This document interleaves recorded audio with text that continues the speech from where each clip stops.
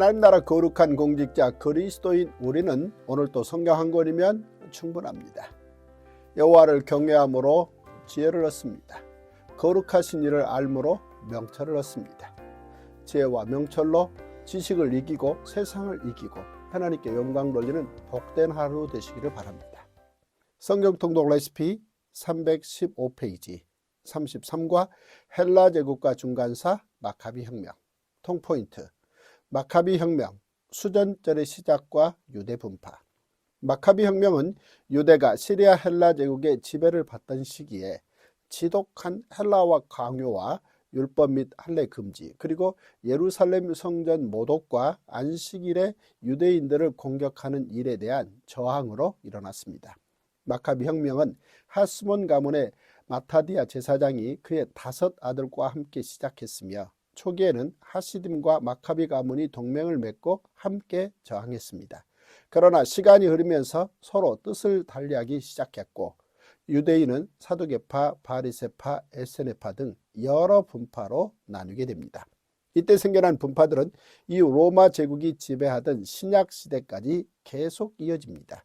신약 성경에 나오는 수전절은 마카비 혁명이 성공한 후 예루살렘 성전을 정결하게 한 사건을 기념하여 제정된 명절입니다. 1. 헬라 제국의 셀루쿠스 왕조와 헬라와 강요 정책. 122년간 이집트 헬라 제국의 통치를 받았던 유대는 자치 지도부인 사네드린 공회원들의 내부 결정에 따라 은밀히 시리아 헬라 제국과 손잡고 유대에서 이집트 헬라 제국 세력을 몰아냅니다. 그러자 시리아 헬라 제국은 유대에 3년간 세금을 면제해주고 이집트 헬라 제국보다 더 나은 처우를 약속하며 유대에 환심을 샀습니다. 그런데 그 무렵 로마가 카르타고와 120년간 지속해오던 포에니 전쟁을 승리로 이끌며 새로운 제국으로 부상하게 되었고 시리아 헬라 제국과 전쟁을 벌이게 됩니다. 이 전쟁에서 시리아 헬라 제국은 로마에 크게 패하면서 막대한 배상금을 물게 되었고 급기야 유대에 약속했던 모든 혜택을 전면 취소했습니다.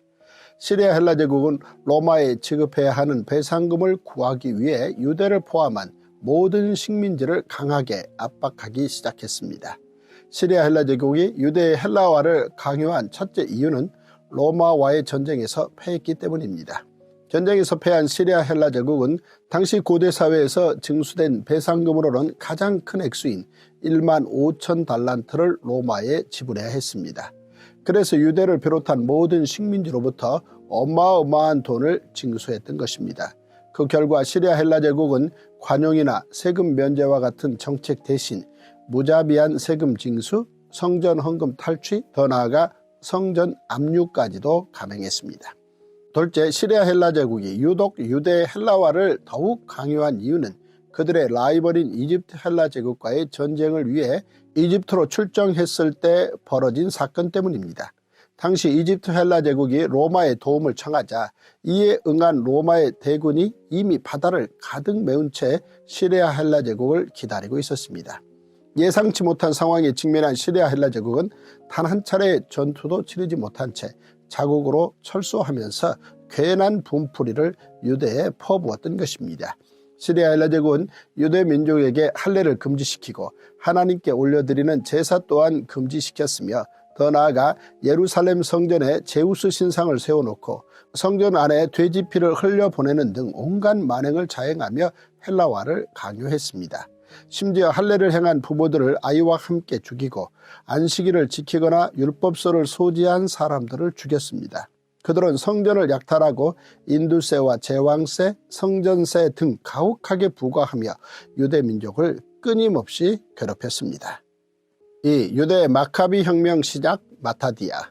시리아 헬라 제국에서 가장 잔인하게 유대를 괴롭힌 왕은 안티오쿠스 4세였습니다. 안티오쿠스 4세의 박해를 참다 못한 유대 민족은 시리아 헬라 제국에 맞서 마카비 혁명을 일으켰습니다. 모데인의 한 원로 제사장이 세상을 바꾸기 시작한 것입니다. 예루살렘을 완전히 장악한 시리아 헬라 제국은 대표자 한 사람을 모데인에 보내 그곳에서도 제우스 신을 위한 제사를 집례하라고 강요하자 늙은 제사장 마타디아 하스몬이 그를 돌로 쳐 죽이고 5명의 아들과 함께 무력 항쟁을 일으켰습니다. 그동안 안티오쿠스 4세의 박해에 고통당하던 하시딤들까지 마타디아와 연합하여 저항 세력은 더욱 커졌습니다. 3. 유대의 마카비 혁명, 유다 마카비. 모데인의 제사장 마타디아 하스몬이 힘겨운 무력 항쟁을 이끌다가 1년 만에 죽자 마타디아의 셋째 아들 유다가 아버지의 뒤를 이어 혁명군을 지휘합니다. 망치질하는 사람이라는 뜻의 별명 마카비로 불리는 유다 마카비는 3,000명의 혁명군을 이끌며 게릴라전을 펼쳐 시리아의 정규군을 물리치기까지 합니다. 이때 안티오쿠스 4세가 동부 전선에서 전사하자 시리아 헬라 제국은 유다 마카비와 타협하며 예루살렘 성전을 원래 목적대로 다시 사용하도록 허락합니다. 성전 회복이 주된 목적이었던 하시딤은 혁명대열에서 철수합니다. 그러나 유다 마카비는 끝까지 유대의 완전한 독립을 위해 죽을 때까지 시리아 헬라 제국과의 전쟁을 이어갔습니다. 4. 수전절. 유다 마카비 시대에 예루살렘 성전이 회복되자 유대 민족은 이날을 기념하는 축제를 제정했습니다.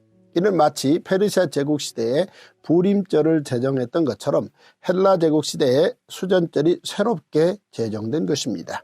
예루살렘 성전이 다시 정결하게 되고 회복된 것을 기념하며 만든 명절이 수전절입니다. 수전절은 이스라엘 달력으로 기슬루월 25일부터 8일간 지켰습니다.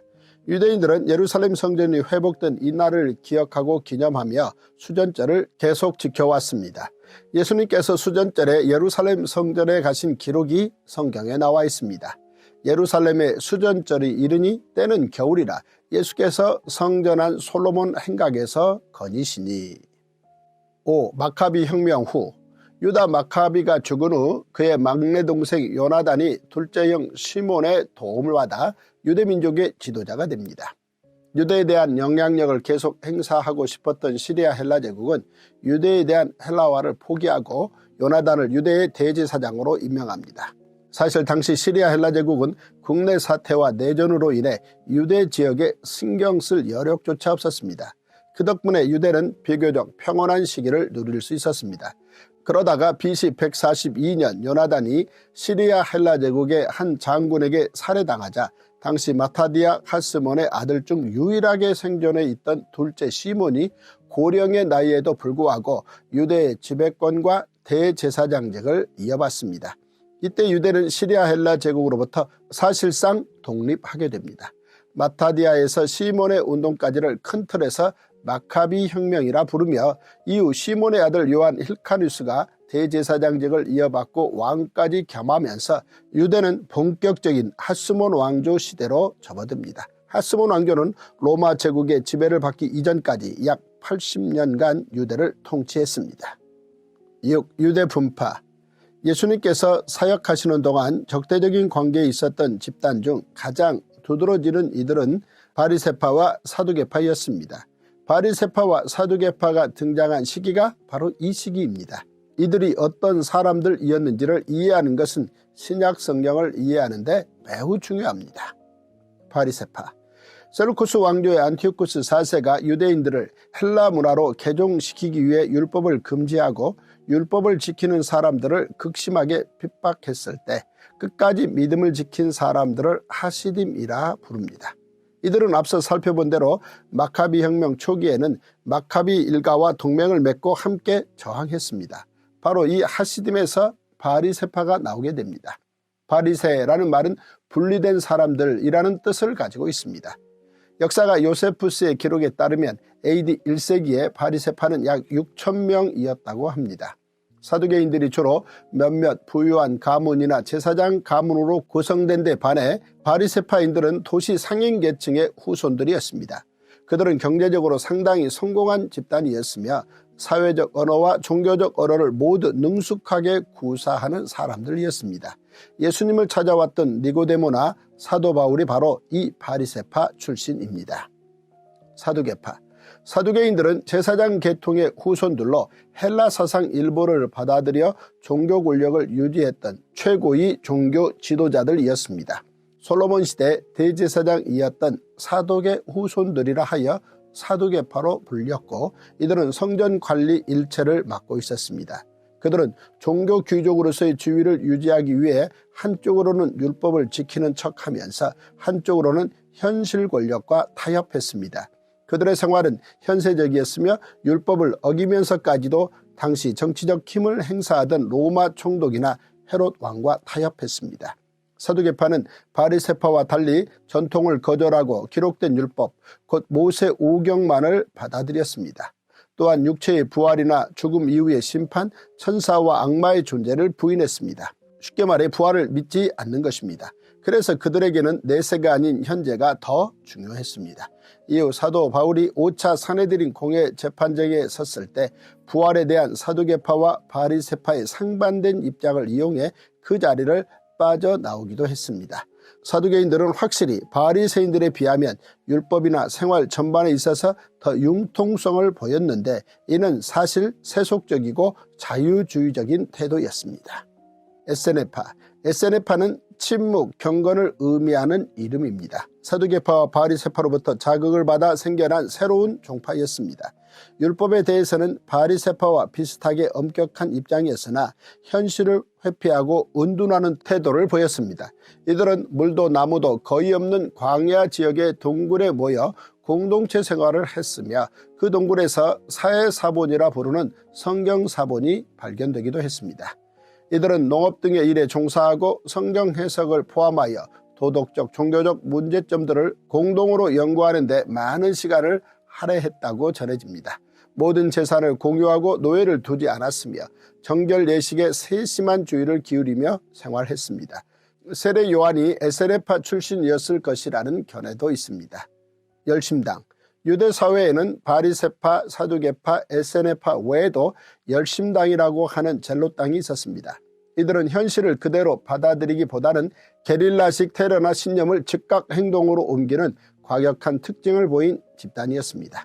기본적으로 유대교를 수호하려 했다는 점에서는 바리새파와 다르지 않았지만 바리새파가 이방인의 통치를 수용하며 하나님의 때를 기다렸던 것에 반해 열심당은 마카비 혁명을 일으켰던 마타디아처럼 무력으로라도 유대를 해방시키는 것을 자신들의 목표로 삼았습니다. 이들은 단순한 폭도도 아니며 체계적인 종교 신념을 가지고 한거한 사람들도 아니었지만 애국적 유대인인 것만은 확실합니다. 에세네파가 철저한 분리주의자적 자세로 탈세상적이었다면 열심당은 현실 참여를 위해 세상 한복판으로 뛰어들었던 사람들이라고 할 수 있습니다. 예수님의 제자 중에도 열심당 출신인 사람이 있었습니다. 또한 예수님과 함께 십자가형을 당한 강도나 바라바도 열심당원이었을 것으로 추측하기도 합니다.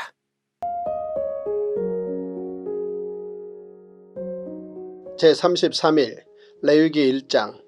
여호와께서 회막에서 모세를 부르시고 그에게 말씀하여 이르시되 이스라엘 자손에게 말하여 이르라. 너희 중에 누구든지 여호와께 예물을 드리려거든 가축 중에서 소나 양으로 예물을 드릴지니라.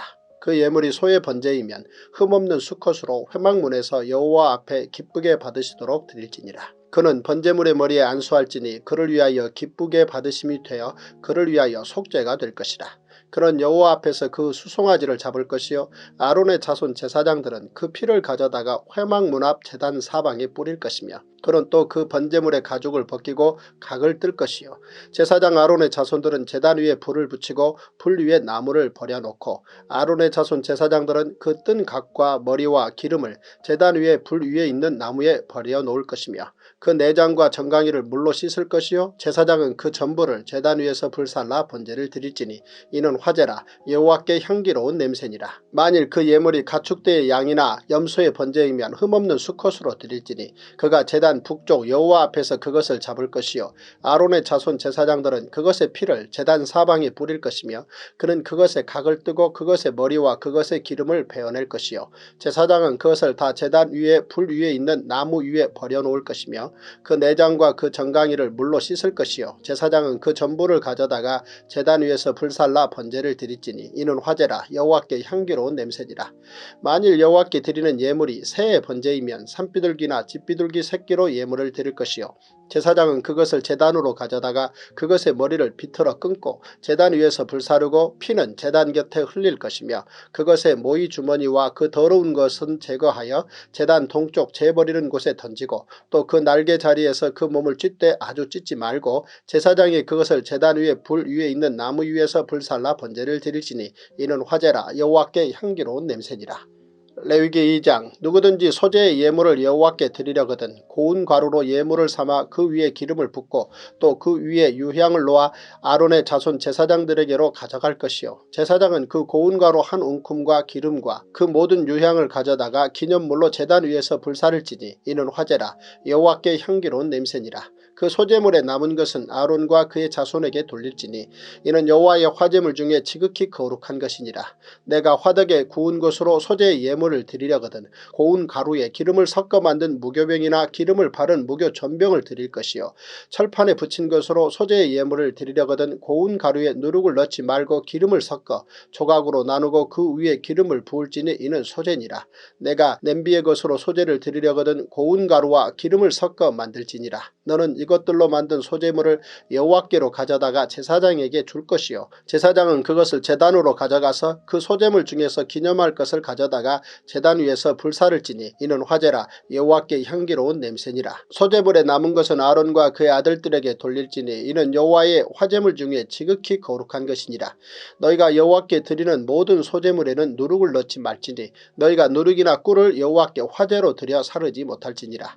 처음 익은 것으로는 그것을 여호와께 드릴지나 향기로운 냄새를 위하여는 제단에 올리지 말지며 내 모든 소재물에 소금을 치라. 내 하나님의 언약의 소금을 내 소재에 빼지 못할지니 내 모든 예물에 소금을 드릴지니라. 너는 천 이삭의 소재를 여호와께 드리거든 천 이삭을 볶아 찌은 것으로 내 소재를 삼되 그 위에 기름을 붓고 그 위에 유향을 더할지니 이는 소재니라. 제사장은 찌은 곡식과 기름을 모든 유향과 함께 기념물로 불사를지니 이는 여호와께 드리는 화제니라. 레위기 3장 사람이 만일 화목제의 제물을 예물로 드리되 소로 드리려면 수컷이나 암컷이나 흠없는 것으로 여호와 앞에 드릴지니 그 예물의 머리에 안수하고 회막문에서 잡을 것이요 아론의 자손 제사장들은 그 피를 제단 사방에 뿌릴 것이며 그는 또 그 화목제의 제물 중에서 여호와께 화제를 드릴지니 곧 내장에 덮인 기름과 내장에 붙은 모든 기름과 두 콩팥과 그 위에 기름 곧 허리 쪽에 있는 것과 간에 덮인 꺼풀을 콩팥과 함께 떼어낼 것이요 아론의 자손은 그것을 제단 위에 불 위에 있는 나무 위에 번제물 위에서 사릴지니 이는 화제라 여호와께 향기로운 냄새니라. 만일 여호와께 예물로 드리는 화목제 제물이 양이면 수컷이나 암컷이나 흠없는 것으로 드릴지며 만일 그의 예물로 드리는 것이 어린 양이면 그것을 여호와 앞으로 끌어다가 그 예물의 머리에 안수하고 회막 앞에서 잡을 것이요 아론의 자손은 그 피를 제단 사방에 뿌릴 것이며 그는 그 화목제의 제물 중에서 여호와께 화제를 드릴지니 그 기름 곧 미골에서 밴 기름진 꼬리와 내장에 덮인 기름과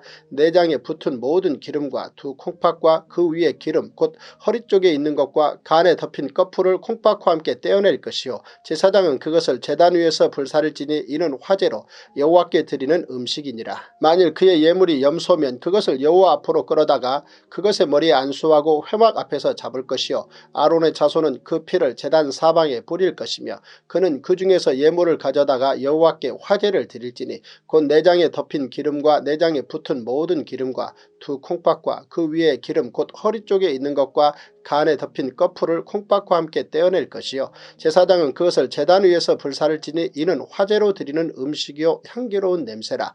모든 기름은 여호와의 것이니라. 너희는 기름과 피를 먹지 말라. 이는 너희의 모든 처소에서 너희 대대로 지킬 영원한 규례니라.